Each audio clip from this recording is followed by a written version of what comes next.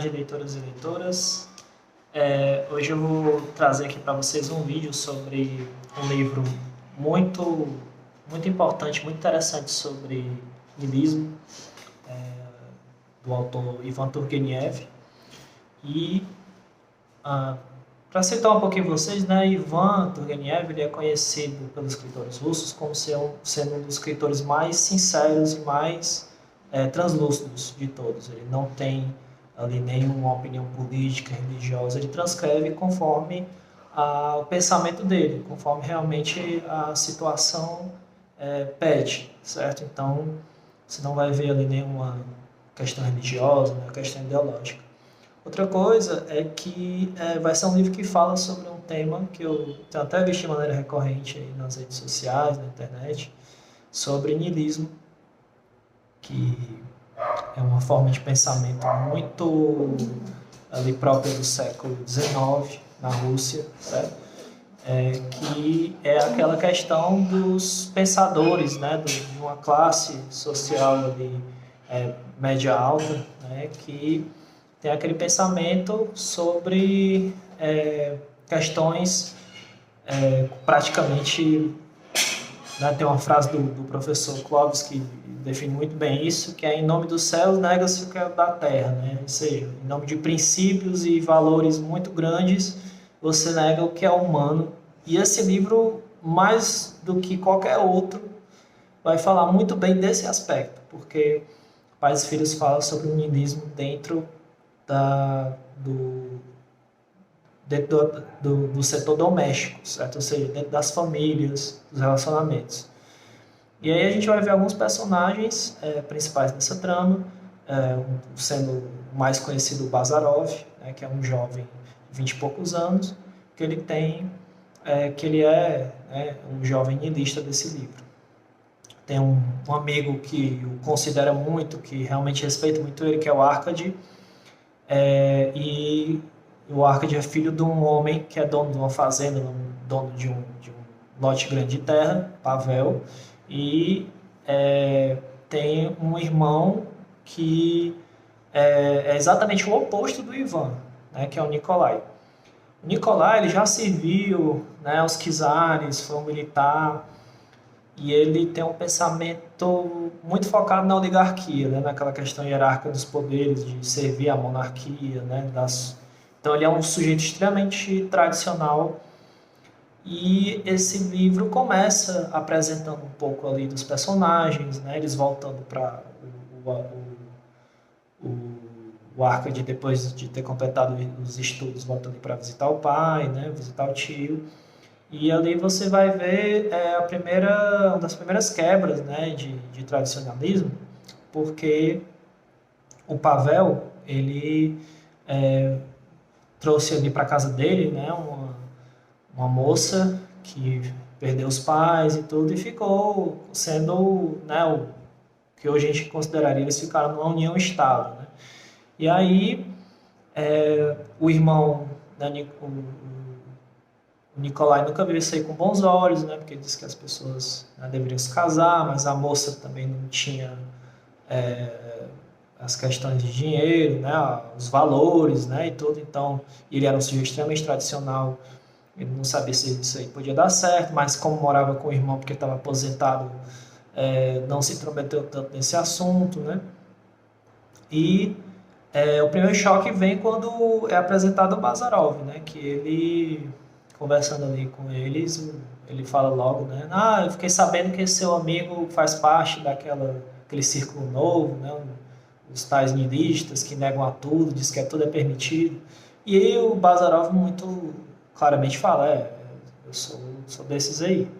Mas ele afirma isso meio que brincando com eles, porque sabe que eles não sabem de fato o que é ser um niilista, né? Para ele, uma pessoa do cacife dele, né? Porque o Bazarov tem a formação ali de medicina, o niilismo ele serve ali como um instrumento para pesquisas, né? É um pensamento que é totalmente a favor, né? Que diz respeito à forma como ele vê o mundo e como o mundo deveria ser, né? E o tio do Arkady já fala, olha, não é possível. Como é que a sociedade russa se baseia nesse tipo de juventude, que não respeita as tradições, porque se não fosse os tradicionais, como é que o mundo seria? E ele levanta esses questionamentos e é, assim, altamente contra, né, esse pensamento nihilista. Mas existem ali algumas questões que são bastante interessantes a observar, porque de primeiro ele tira uma certa impressão de que o niilismo é algo, vamos dizer assim, quase como se fosse um vírus, né? Um verme da parte da sociedade, porque o Ivan Turgenev teve um cuidado de tratar o niilismo de uma maneira mais tranquila, né? Não de uma maneira tão crítica, como, por exemplo, fez Dostoiévski em Os Demônios, certo? E a outra questão que é muito importante é que você vai notar com o passar da história de que esse niilismo ele vai realmente mostrando a verdadeira face, mas dentro da parte de relacionamento. Por quê? Né? O, o Arcade, ele conhece ali próximo uma moça que ficou viúva aos 29 anos, quase 30 anos, e ela é uma pessoa extremamente sozinha e tudo. O tio dele até comunica, né? Conversa com ele a respeito dessa moça e diz: olha, são pessoas extremamente próximas ali, né? Conheci e tudo. Vocês deveriam ir lá fazer uma visita, mostrar respeito e tudo. E o Bazarov, gostando, né? Das boas coisas, da boa vida, sabendo que eles iam ser bem recebidos, vai lá, né? Não se nega a fazer essa visita com o amigo dele. Com o Arcade, e eles vão lá para visitar, né? E eles conhecem essa moça, que tem uma irmã mais nova, tá? E eles começam a ficar realmente amigos, né? Dividindo as ideias, porque realmente as moças são extremamente agradáveis, né? O Bazarov começa a ter conversas não tão sérias, né? Com a Anna Serhievna, e começam a ficar muito amigos, e é notório que está ali começando um relacionamento, né? Eles ficam um bom tempo lá, salvo engano são uns 3 meses na casa dessas moças, e eles vão se conhecendo, vão se aproximando, né? Já é notório que o Arcade, pelo menos, se interessa muito, né, pela irmã mais nova da Ana, e o Bazarov, ele fica numa situação de que ele não sabe se entrega realmente àquele sentimento, porque se eu estou focado, né, e aí entra a questão de ismo, se eu estou focado em ser um indivíduo distinto, em ter um pensamento distinto, em ser um arauto, né, do meu tempo, né, como é que eu vou me render para uma coisa tola como a paixão, como o amor? Então ele nega esse sentimento, ele começa a fazer pouco dele.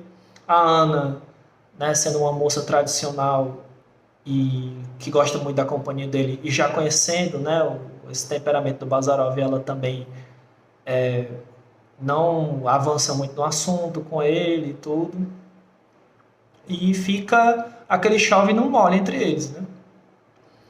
E nesse período começa a acontecer, né, quando eles começam a retornar para casa, porque o Bazarov já começa a ficar incomodado com aquela situação e tudo, e o Arcade também dizendo que tem que cumprir ali os compromissos com o pai dele, né, porque ele é o herdeiro das terras e tudo. Eles resolvem voltar, e a Ana, num gesto assim de carinho, né, de amor, pergunta quando é que eles vão voltar, vê-los, né, e o Bazarov simplesmente responde: olha, não sei, quando Deus quiser, quando surgir outra oportunidade, a gente vai se ver de novo, não sei quando é que vai voltar a ser isso. E ali fica notório essa luta, esse conflito, esse sofrimento que o Bazarov passa, porque ele nega realmente o que é humano para cumprir um pensamento, uma ideologia que se baseia em sabe-se lá o quê. Às vezes, na história, é notório que nem ele sabe mesmo ao que ele está servindo, porque ele sabe que é um homem da ciência, ele sabe que tem que pesquisar, ele sabe que existem coisas nesse mundo que são fúteis e tudo, mas ele simplesmente, com base nessa ideologia, nesse pensamento, ele nega tudo isso e impedindo, né, assim mesmo certos sentimentos e causando um sofrimento mais do que claro para ele, né? E nesse meu tempo ele volta, né? Ele vai ele vai visitar os pais dele, e eles extremamente carinhosos com ele, né? Porque é um filho médico, é um filho que tem respeito pelos pais, no sentido assim, não de amar, né? Carinho e tudo, mas de enxergar o valor deles, né? E depois de muito tempo eles veem o filho, né? Assim como o Arkady, depois de muito tempo, foi ver o pai dele, com a mesma coisa com o Ivan, com o Bazarov. E aí o que acontece? É notório também que eles conhecem essa natureza do filho, respeitam, né? Não se intrometem nisso, mas é notório essa questão dessa falta de amor, né? Daquele amor mais de carinho, de demonstrar sentimentos, mas o Bazarov simplesmente se limita a dizer o velho é muito admirável, esse temperamento dele de tratar bem os outros, a minha mãe é uma mulher super dedicada, mas nada mais avançado que isso. Ele simplesmente fica sempre na beira do limite ali entre o ridículo, que é sentir afeto, e o que é o normal, que é não sentir e se focar nas coisas que são valorosas, né? E aí, depois de um tempo, né, o pai dele fica ali querendo que ele fique em casa, né, com ele, divida ali o espaço, chama ele para a fazenda, e ele é um homem da ciência, ele se incomoda com isso, aí ele pede para passar um tempo lá com o Arkady na fazenda, né? Na verdade, o Arkady meio que insiste nisso. E aí ele volta para a fazenda lá do pai dele, do Pavel, né? E nesse meio tempo, nas pesquisas dele, né, ele começa a ter as desavenças com o tio, né, do Arkady começam a se fortificar, né, porque realmente eles não se entendem, certo? Nenhum consegue entender o lado do outro, e fica um clima tenso, né, dentro da casa. Ele até pensa em sair de lá depois disso, mas existe outra figura, que é essa mulher que está morando com o pai dele, uma mulher jovem, né? E ela também admira, porque ele gosta, né? Apesar de tudo, o Bazarov gosta muito de estar ali próximo das crianças, ajudar as pessoas, e ela admira muito isso nele. E ele ali, de uma maneira muito esperta, né, acaba no momento ali roubando um beijo dela, e ela fala: por que é que você fez isso? Isso não é correto. Ele fala: e o que é que tem, qual o problema de um beijo inocente, né? Jogando esse lábio pra cima dela e tudo.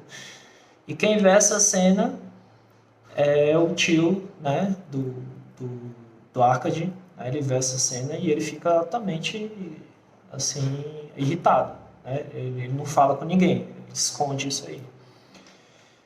E começa também as desavenças com o próprio Arkady, né? O Bazarov, eles não conseguem mais entender. O Arkady fala: olha, você deveria entender o lado do meu tio, porque ele é um sujeito muito bom, e você também deveria levar em consideração esse temperamento pelas pessoas, não ser uma pessoa tão rígida. E ele fala: por que eu deveria levar em consideração o pensamento de uma pessoa que já está velha, que não sabe de nada, que viveu num tempo que não existe mais, e agora vive aí a esculhambar os outros, a fazer rixa com os outros? E o Arkady se ofende realmente com isso, né? Pensa até em terminar a amizade ali com ele, mas eles ficam no dito pelo não dito, né? Eles ficam ali calados entre eles. E aí, depois de um tempo, desde que Nikolai surge, né, e conversa com Bazarov: olha, eu quero te desafiar para um duelo.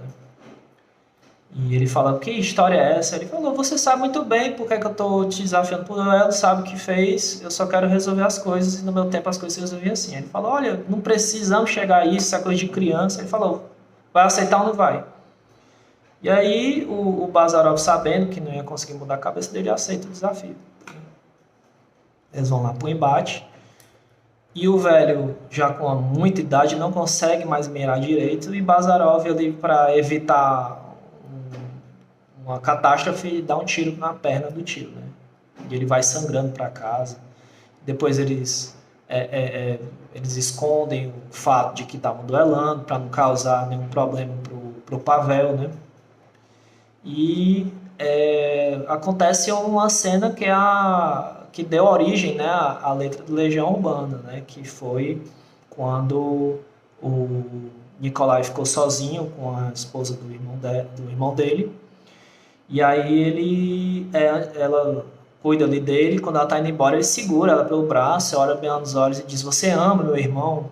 Você realmente gosta dele, tem carinho por ele? Ela falou: eu tenho mais alto carinho pelo seu irmão, eu amo sim. Aí depois eu te imploro, né? Ame-o com todas as forças, ame-o como se não houvesse amanhã, né? E aí vem aquela letra que eu acho tão legal do Legião Urbana, vem dessa parte, né?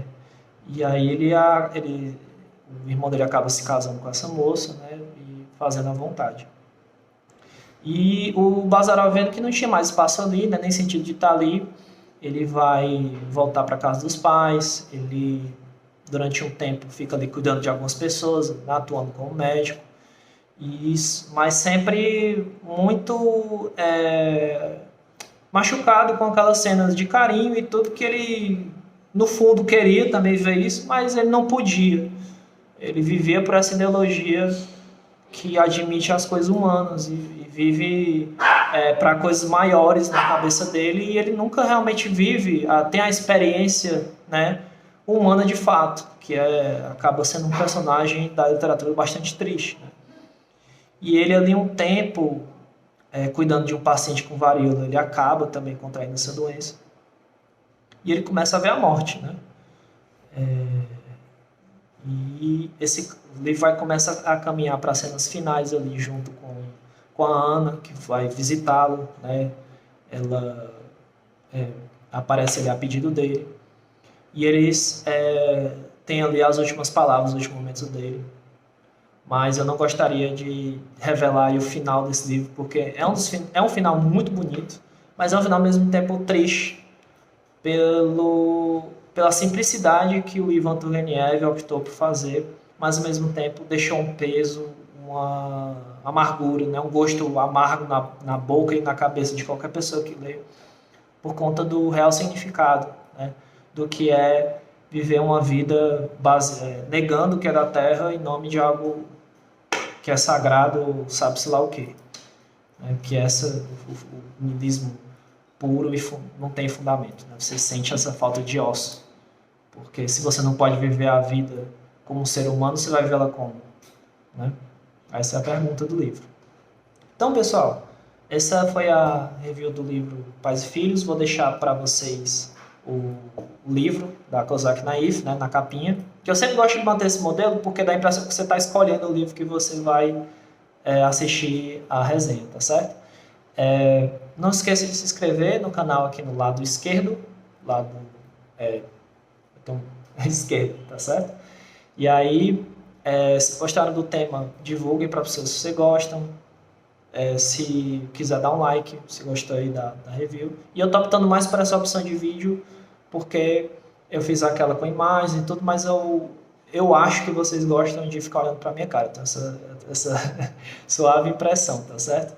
Quinta-feira nós vamos ter uma resenha do livro sobre fascismo e outros ensaios. Um livro sensacional, mas eu preciso conversar com vocês um pouquinho a respeito dele antes, para que não haja aí nenhum problema, tá certo? Tenho que dar alguns avisos antes do livro, porque esse é um livro muito sério, tá bom? Então, ótima tarde a todos, muito obrigado pela audiência e tenham uma ótima terça-feira.